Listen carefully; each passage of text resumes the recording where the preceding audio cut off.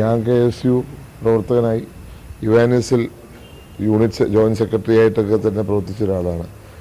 അപ്പം ഇവിടെ KSU ഒരു വികാരമാണ്, യാതൊരു സംശയവുമില്ല. പക്ഷേ മുഖ്യമന്ത്രി അങ്ങനെ ഒരു മോശമായിട്ടൊന്നും പറഞ്ഞില്ലല്ലോ. അദ്ദേഹം പറഞ്ഞതിന് നിങ്ങൾ വേറെ തലത്തിലേക്ക് കൊണ്ടുവരുവാൻ ശ്രമിക്കേണ്ടതെന്ന് ഞാൻ പറയുന്നുള്ളൂ. കാരണം അദ്ദേഹം ഒന്നും അങ്ങനെ ഉദ്ദേശിച്ചായിരിക്കത്തില്ല, നിങ്ങൾ പറയുന്ന രീതിയിലൊന്നും ഉദ്ദേശിച്ചായിരിക്കത്തില്ല അദ്ദേഹം പറഞ്ഞിരിക്കുന്നത്.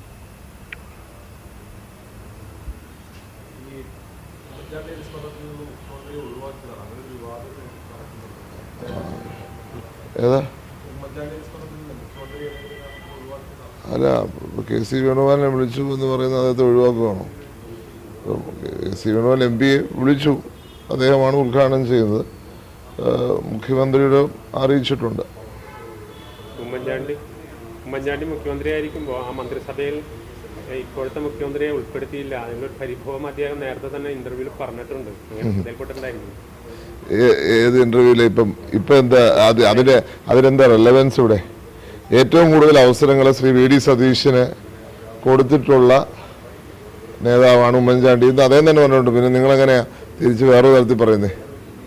അത് ശരിയല്ല, അത് തെറ്റായ ഇന്റർപ്രിട്ടേഷനാണ് കാര്യങ്ങളുടെ.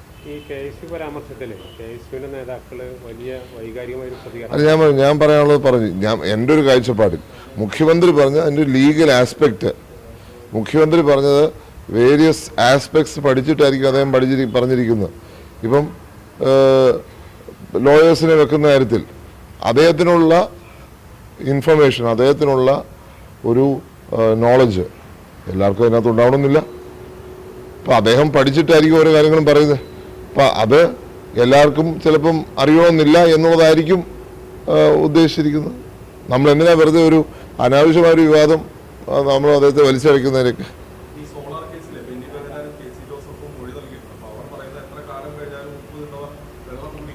അത് തന്നെ, ഉപ്പ് നിന്നൊരു വെള്ളം കുടിക്കും. സത്യം ഒരു നാളും മറച്ചു വെക്കാൻ സാധിക്കത്തില്ല. ഇതൊക്കെ കുക്കപ്പ് ചെയ്ത കാര്യങ്ങളാണെന്ന് സത്യം പുറത്തു വന്നുകൊണ്ടിരിക്കുകയാണ്, സത്യം തെളിഞ്ഞുകൊണ്ടിരിക്കുകയാണ്. സത്യം തെളിഞ്ഞതാണ്, കേരളത്തിന് ഇനി ആർക്കും ബോധ്യമാവുന്നില്ല. പക്ഷെ അതിനകത്ത് ഒത്തിരി ആൾക്കാർ ഇരയാക്കപ്പെട്ടു എന്നുള്ളത് ഒരു യാഥാർത്ഥ്യമായി നിലകൊള്ളുന്നൊരു കാര്യമാണ്. ആ യാഥാർത്ഥ്യത്തെ ഇത് ഒരിക്കൽ കൂടി എൻഫോഴ്സ് ചെയ്യുകയാണ്. കഴിഞ്ഞ 13 വർഷക്കാലങ്ങളായി നടന്ന സംഭവങ്ങളുടെ ഓരോ കാര്യം ഓരോ സമയത്ത് 9 വർഷം മുമ്പ് എൻ്റെ പിതാവിന് കൃത്യമായി ഒരു എന്താ പറയുക, ഒരു 9 വർഷം മുമ്പ് അത് സത്യം അദ്ദേഹത്തെക്കുറിച്ച് പുറത്തു വന്നു. ഓരോ സത്യങ്ങൾ പതുക്കെ പതുക്കെ പുറത്തു വരുന്നു. പക്ഷേ ഇത്രയും സമയം എടുക്കണോ? ഇങ്ങനെ നമ്മുടെ ഉള്ള ആവശ്യം ഇനി നടന്നു. ഇനി ആരെയും ഇങ്ങനെ വേട്ടയാടാൻ ഇടയാവരുത് എന്ന് മാത്രമേ എനിക്ക് പറയാനുള്ളൂ.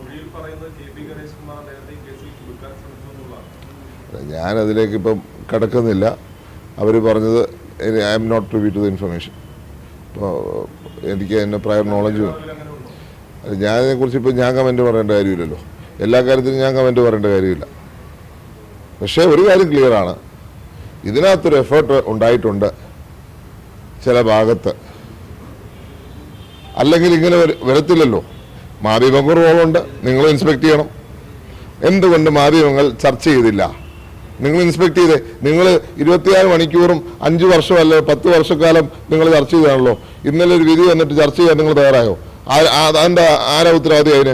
അതിനും എല്ലാവരും ഉത്തരവാദിയാകത്തില്ലല്ലോ. നിങ്ങളാണ് ഉത്തരവാദി അതിനകത്ത്. നിങ്ങൾ എന്താ ചർച്ച ചെയ്യാത്തത്? ആ ചോദ്യം ഞാൻ കേരളത്തിലെ മാധ്യമങ്ങളോട് ചോദിക്കാൻ ആഗ്രഹിക്കുക. നിങ്ങൾക്ക് മനസ്സാക്ഷി ഉണ്ടെങ്കിൽ ഇതും കൂടെ ചർച്ച ചെയ്യണം. ഞാൻ പറഞ്ഞ അതെന്താ ചർച്ച ചെയ്യാത്തേ? മാധ്യമങ്ങൾ ഒരു വിചാരണയ്ക്ക് സ്വയം ഒരു വിശദീ എന്താ പറയുക, ഒരു വിമർശനത്തിന് തയ്യാറാവണം. ഇങ്ങനെയാണോ കാര്യങ്ങൾ കൊണ്ടുപോകേണ്ടത് എന്ന് നിങ്ങൾ ഒരു വിമർശനത്തിന് തയ്യാറുണ്ടോ? ആ ചോദ്യം ഞാൻ ചോദിക്കുകയാണ്. എന്തുകൊണ്ട് ഇത്രയും വലിയൊരു പ്രശ്നം ഉണ്ടായിട്ട് നിങ്ങൾ ചർച്ച ചെയ്യാൻ റെഡിയാവുന്നില്ല?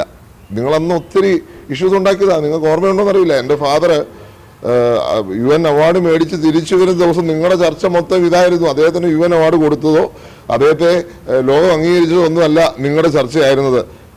നിങ്ങളുടെ ചർച്ച ഈ ജോപ്പനുമായി ചുറ്റപ്പെട്ട് കാര്യങ്ങളാണ് അന്ന് തൊട്ട് തുടങ്ങി. പിന്നെ അങ്ങോട്ട് തുടർച്ചയായി 9 വർഷക്കാലം നിങ്ങൾ ചർച്ച ചെയ്യാൻ റെഡി ഉണ്ടോ? നിങ്ങളൊരു വിമർശനം തയ്യാറാണോ?